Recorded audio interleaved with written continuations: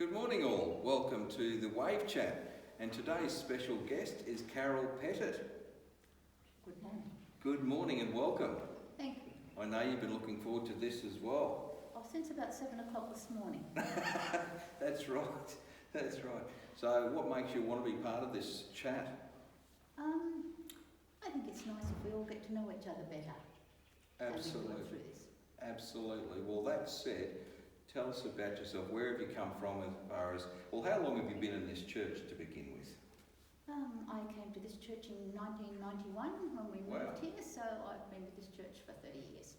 Right. Next year. So you know your way around. I know my way around this church.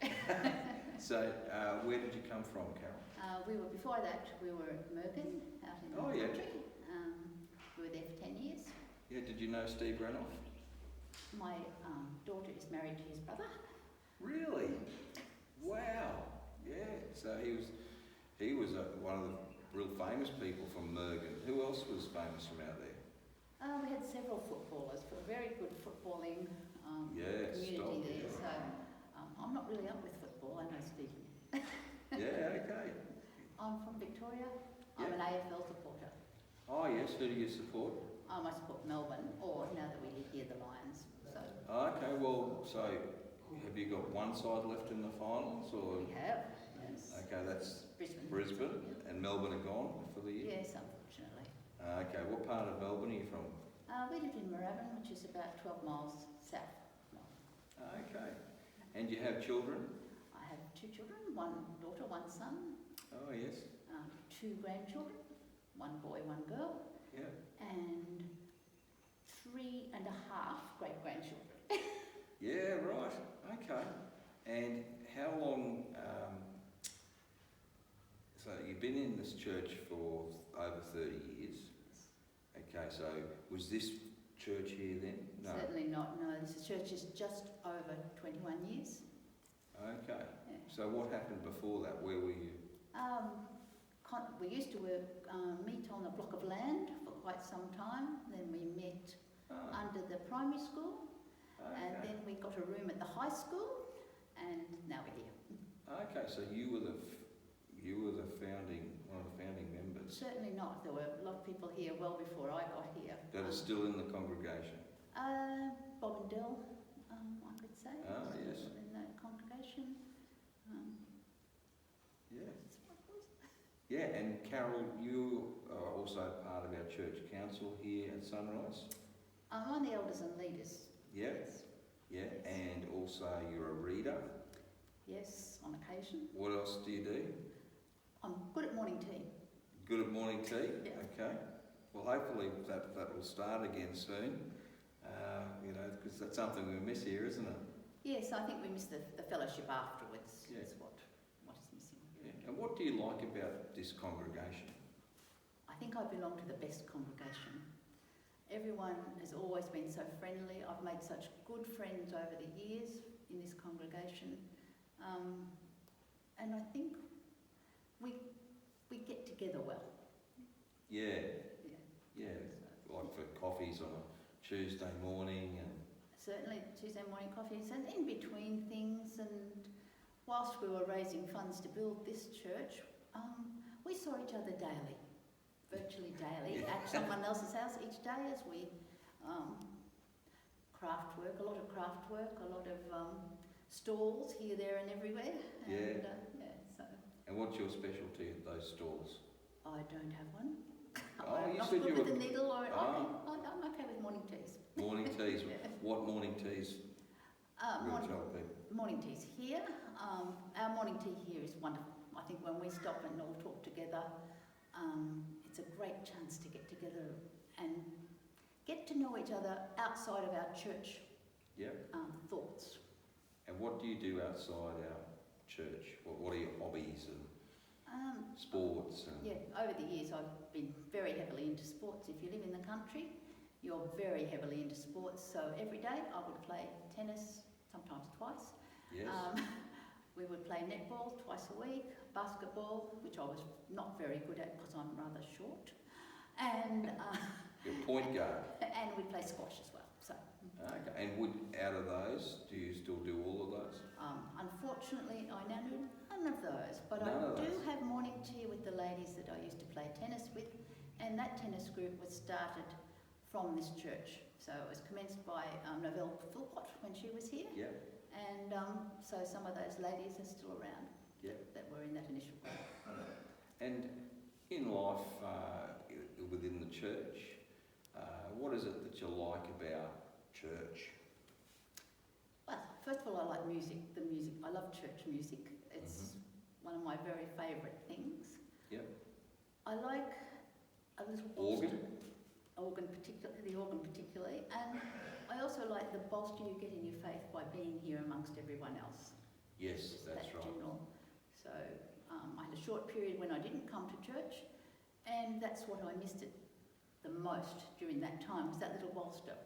Okay. So it just, yeah. Yeah, because our faith, can do that sometimes. Oh, You don't necessarily lose it, but you'll have high points, mountaintop experiences. yes. And in our life, our married life, we moved a lot. My husband was in the army.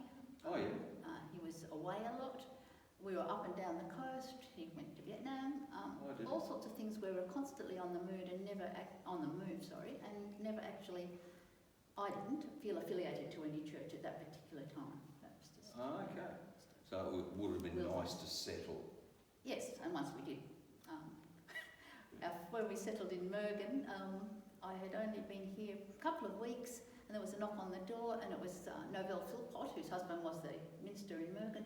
They'd just been appointed here. So I wasn't getting away. So. Yeah, right.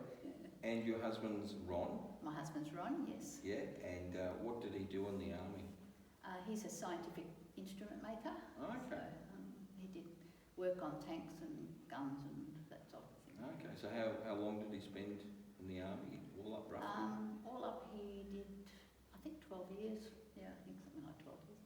Okay. I can't remember actually now. Yeah. And your working life? In my working life, I've always done office work, or I worked at the cattle sale yards, the cattle sales. That was very interesting, or in Mergen, and mainly office work. Yeah, and were you on property up there, We were in a school teacher's house.